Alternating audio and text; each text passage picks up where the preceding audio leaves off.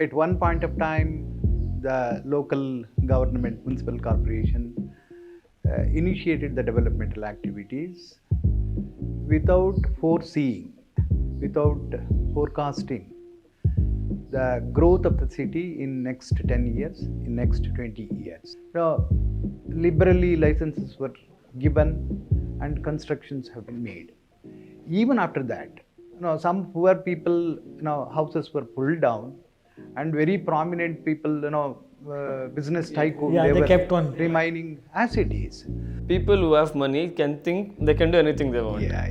That is also there. Because see, all these villas and everything, there's no point in taking names, but like sell for 5 cr, 6 cr, for a premium plot, lake view and all of that. It's not lake view, it's like in the lake villa. It was a lake before or a lake back.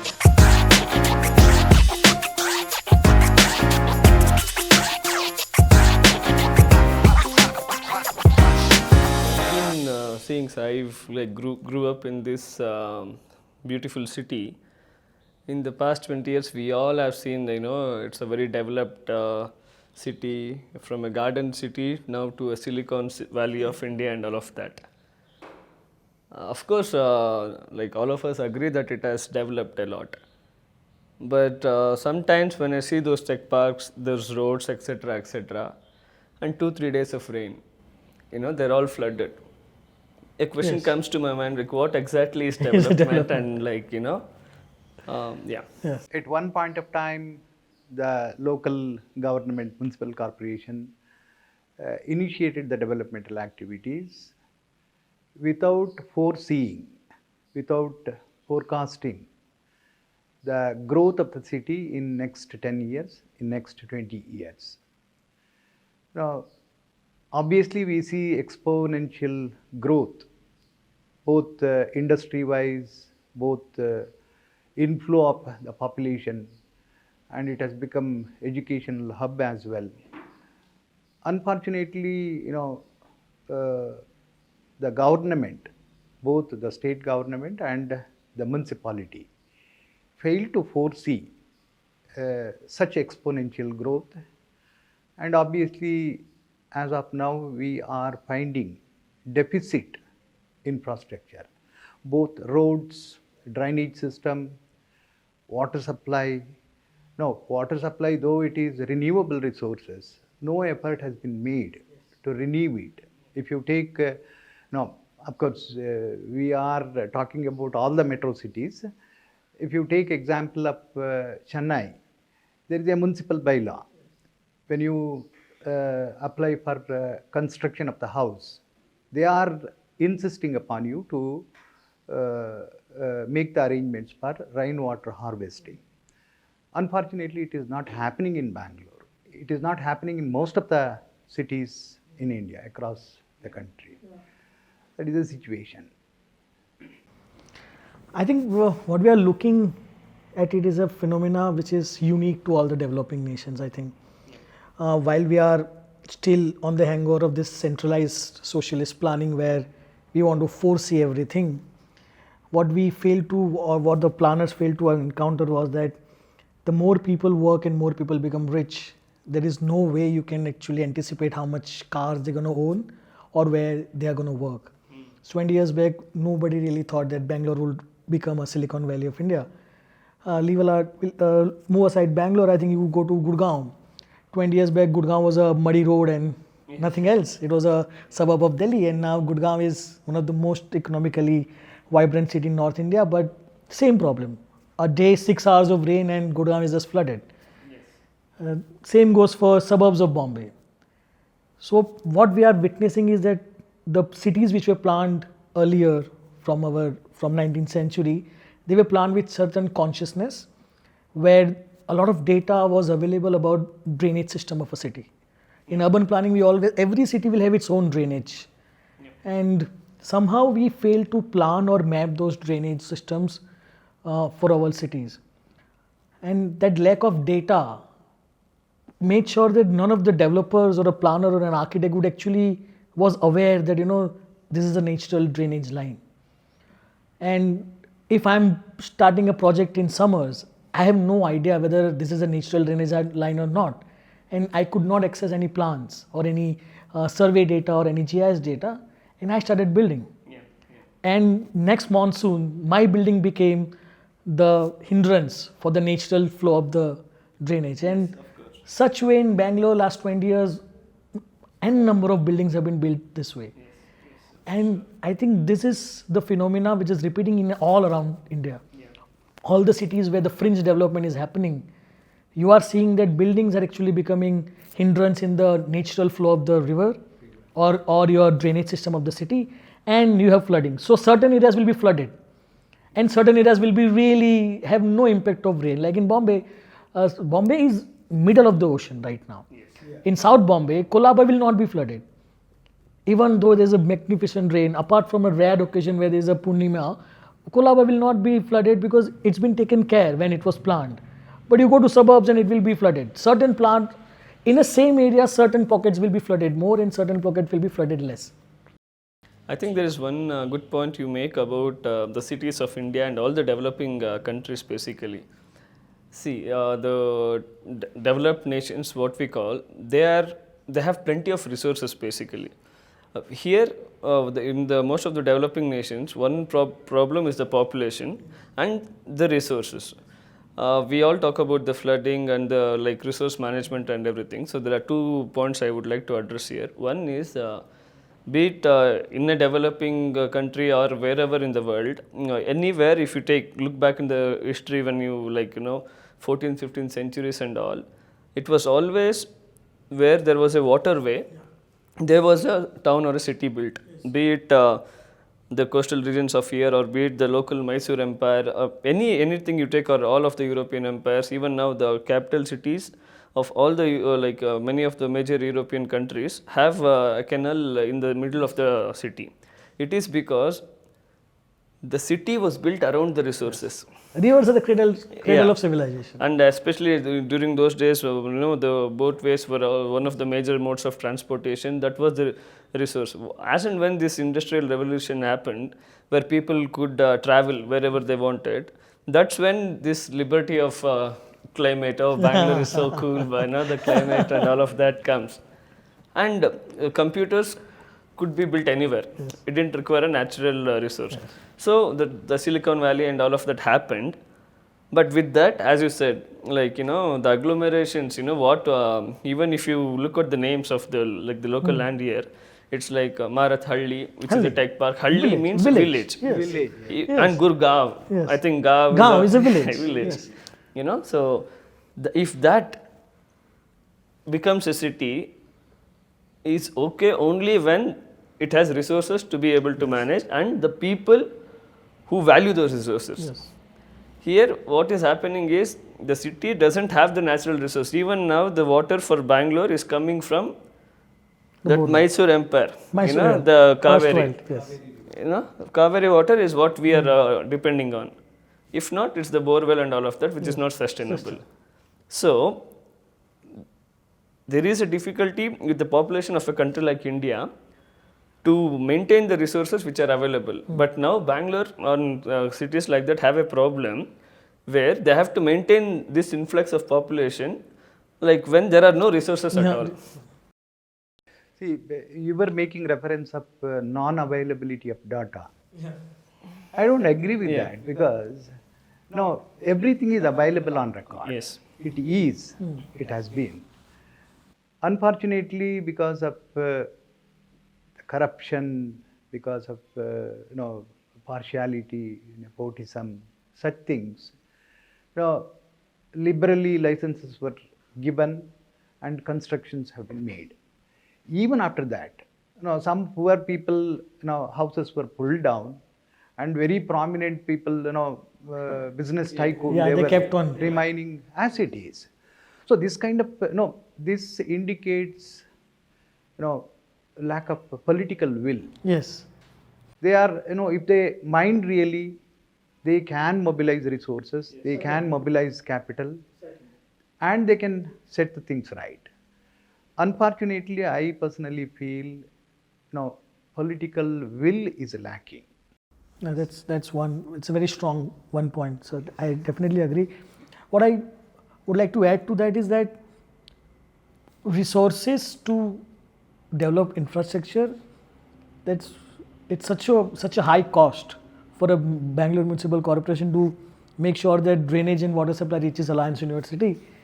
Uh, I think there is also hesitancy from the point of view of the government that if we acquire land or if we extend our limit, we'll have to spend more and more money. So there's all it's a I think it's a cycle where we don't have resources and hence we are not giving more governance, and then also we are not giving more governance, so we don't have taxes, and hence we don't have enough revenue. So somebody will have to bite the bullet, because the more houses or more buildings are under municipal corporation, more taxes it can generate, and those taxes will make sure that more infrastructure can be built. But right now we are in a position where we don't have money and hence we cannot do it, but you're not doing it, so nobody is paying you taxes. So there's a very interesting case right now where who is going to bite the first bullet and put in money. Like in Delhi, union government decided that we are going to build metro. In 1997, it was like 50% money we're going to give, and no matter what, we will make sure that metro is built in Delhi. So you are right, when government wants to work, when there is a political will, they would do anything. Like Delhi, Bombay metro has been going on since years and years. Bangalore metro, It is so, even in case. like it's a turtle speed. So in the same country, we are seeing that somewhere it is working marvelously, somewhere it is just lagging, and it's a curious case. I mean, I don't think there's any single solution where we'll be able to look at something, this city is doing fine and this city is doing bad. No, revenue generation, when you talk, see, regular citizens pay tax to the municipality. That is that. And as and when administration come across, there is non-compliance, flouting of municipal bylaws, and encroachment, and construction on wetlands, construction in green belt area. For all these things, they have to levy the tax. You call it as green tax, you call it as... No, they should not even give the permission, basically.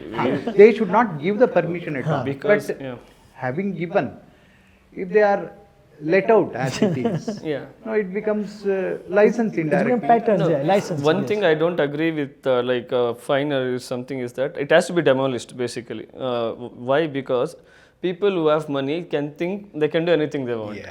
That is also there. Because see, all these villas and everything, there's no point in taking names, but like sell for 5 CR, 6 CR, for a premium plot, lake view and all of that. It's not lake view, it's like in the lake villa. It was a lake before, or a lake bed, basically. And then what happens?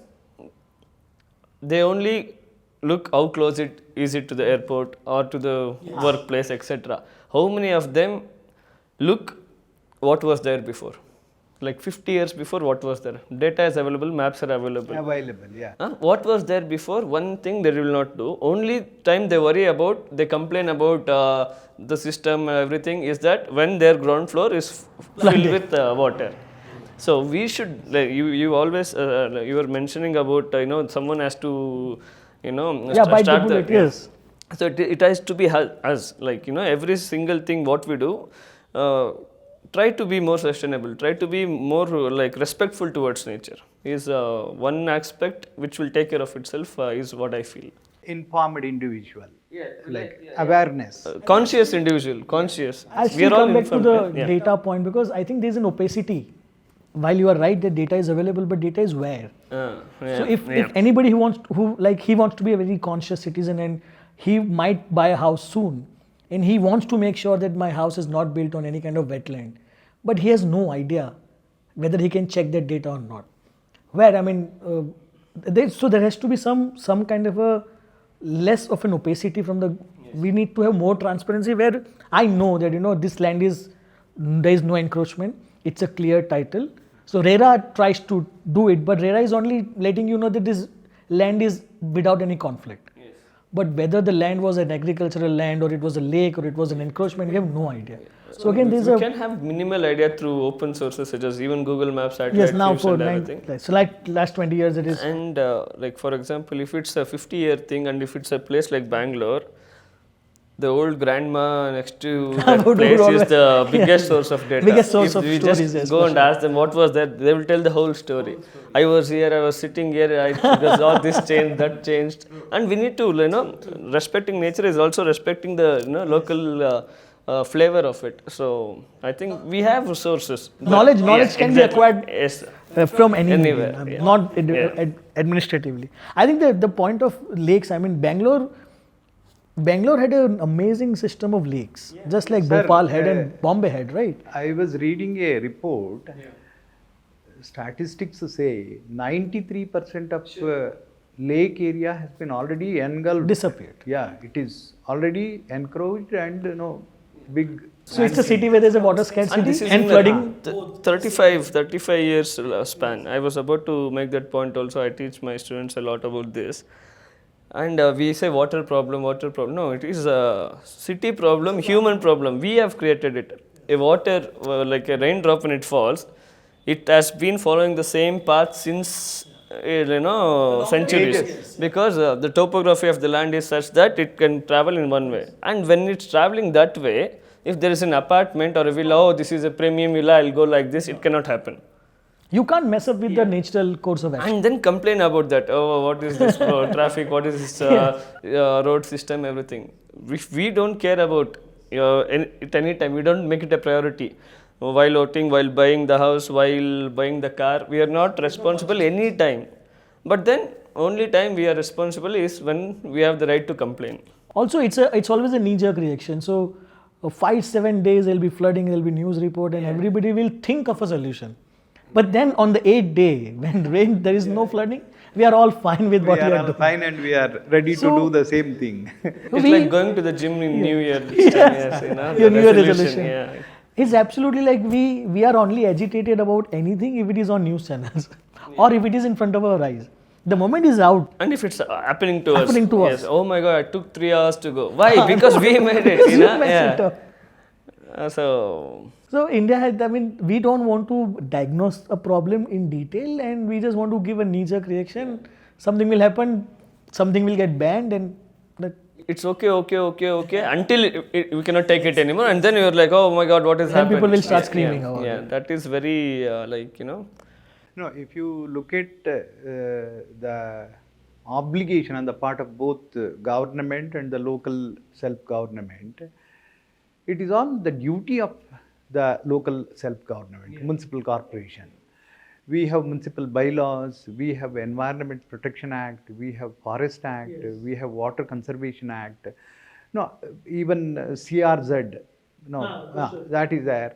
Now, under these legislations, obligations are attached to these local self-government. But unfortunately, nobody is caring because there is no personal accountability. See, if municipality is at fault, municipality will pay penalty and get away with it. No, I being an executive, I don't bear any responsibility at all. Also, we also did not really implement the 73rd and 4th amendments. I think local governance is still not truly independent. There's a lot of intervention from the state level and not union level usually, but state level. And local governments are so much dependent on the state government for funds that without finances there is no real autonomy, right? And nobody would want to really make a bad case with the superiors, and hence nobody will bite the bullet. And even then we cannot actually it's very ironic to say, but we cannot actually blame the system also, because at the end of the day we choose the system. The person who comes here says that I'll save the environment with all of that, he will not even get the deposit. So if that is happening, it is like, people, when you value something a lot, it will reflect on your lifestyle, on the life choices, everything.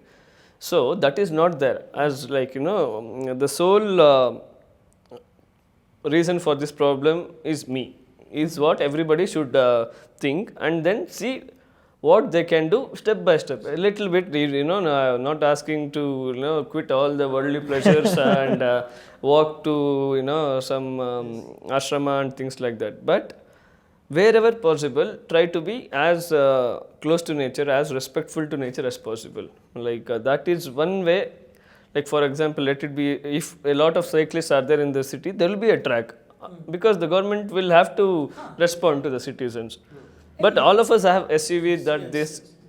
And usually, no matter how bad the government is, it responds. Yeah, it has to. In a democratic setup, there will be a response.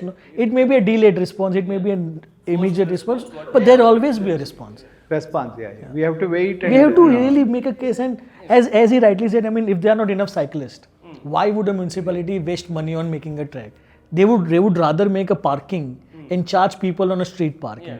Because it's a practical issue whether I should be making a paid parking and solve the traffic problem, or I should do cycling for, let's say, 100 odd cycle owners. So it's all about what we are choosing. And also India also needs to upgrade the planning. Is a technical thing. True. And unless and until we upgrade the technical potency of our municipalities, we should have more and more planners, qualified planners, to be appointed, and they should be the decision makers rather than induction of some kind of technology like global information system. GIS should be. That kind of technology induction will come to the rescue of the government in big way. Rescue in the sense they will be able to give better governance, because data will be at the fingertips. So that kind of system should be inducted. Unfortunately, it is not happening. It is happening, but very slowly, and as long as land remains the most profitable investment for most of the people in metro cities, there'll always be a malice in encroaching or taking something or building something before authorities know about it.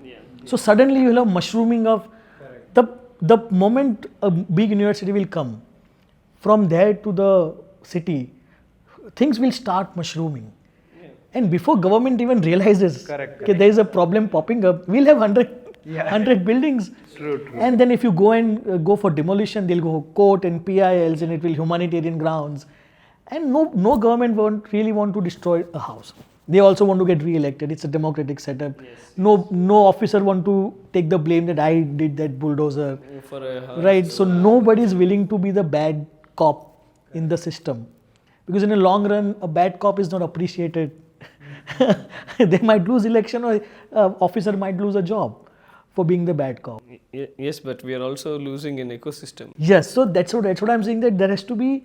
It's a conundrum where who will be the bad boy in the room, You saw leopards, sir. I probably would know. Like in the past year, in Electronic City itself, there was a leopard, and it's because it was a forest trail. It was his. So it's not like cheetah coming to leopard coming to my place. It's we are encroaching, and that was the first time. Leopard, you see in the movies and all of that, the ferociousness was not there. It was starving like a street dog. Correct. And, that is the pity nature what we have, brought ourselves to. Because I always say, it's not about protecting nature. There were billions of species which have come and gone. It's there. It's its own call. So we are nothing. Like I was like usually I say that COVID was a trailer.